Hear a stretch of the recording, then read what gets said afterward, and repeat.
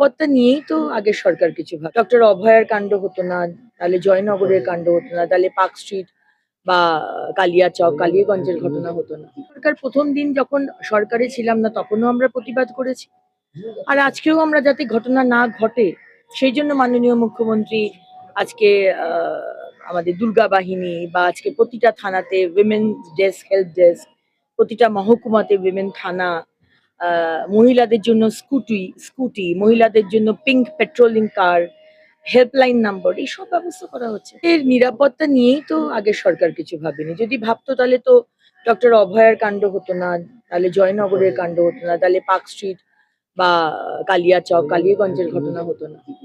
আজকে আমাদের সরকার প্রথম দিন যখন সরকারে ছিলাম না তখনও আমরা প্রতিবাদ করেছি, আর আজকেও আমরা যাতে ঘটনা না ঘটে সেই জন্য মাননীয় মুখ্যমন্ত্রী আজকে আমাদের দুর্গা বাহিনী বা আজকে প্রতিটা থানাতে উইমেন ডেস্ক, হেল্প ডেস্ক, প্রতিটা মহকুমাতে উইমেন থানা, মহিলাদের জন্য স্কুটি, মহিলাদের জন্য পিঙ্ক পেট্রোলিং কার, হেল্পলাইন নাম্বার, এইসব ব্যবস্থা করা হচ্ছে।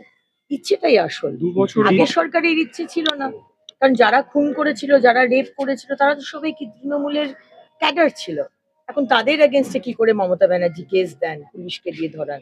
তাই জন্য মহিলাকে অপমান করা হয়েছিল, পেটে বাচ্চা আছে, প্রেম আছে, এগুলো বলা হয়েছিল। আমাদের তো আর সবকিছু ভোট ব্যাংক দিয়ে ক্যালকুলেশন হয় না। তাই আমরা মাননীয় মুখ্যমন্ত্রী যা কথা রেখেছেন, যা কথা দিয়েছিলেন সেই কথাই রাখছেন।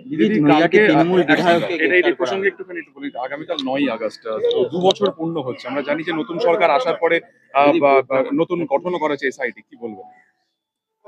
আমরা চাই এবং মাননীয় মুখ্যমন্ত্রী বলেছেন যে অভয়ার ঘটনাই বলুন বা অন্য যে কোনো ঘটনা বলুন, যেটা আপনার মনে হবে 2021-এর পোস্ট পোল ভায়োলেন্স কেউ বিচার পায়নি, সেখানেও কিন্তু আলাদা করে কেসগুলো খোলা হবে। এবং আমাদের দময়ন্তী সেনজি উনি আছেন এই কমিটিতে, ওনাকেও কিছু কেসের কথা আমি বলেছি। সুতরাং রেহাই কেউ পাবে না, রেয়াত কেউ পাবে না। সুমিত্রাকে ডাকা হয়েছে আজকে ভবানী। আবার কালকে ঋতব্রত বন্দ্যোপাধ্যায় উনি আবার বলছেন যে সুমিত্রা বোধহয় উনি আশঙ্কা প্রকাশ করেছেন উনি বোধহয় মারা গেছেন। তলবও করা হয়েছে। অভিষেক এটাই লাস্ট কোয়েশ্চেন নিচ্ছি। অভিষেক ব্যানার্জি সুমিত্রা রায়ের কে কেন বাঁচাবার চেষ্টা করছেন বা কেন বলছেন উনি মারা গেছেন সেটা আমরা ভালো করে বুঝি। ইনফ্যাক্ট সুমিত রায়কে বলা যে উনি মারা গেছেন আর অভিষেক ব্যানার্জির বাইরে চিকিৎসা করতে যাওয়ার জন্য সুপ্রিম কোর্টে যাওয়া, দুটো বোধহয় কোথাও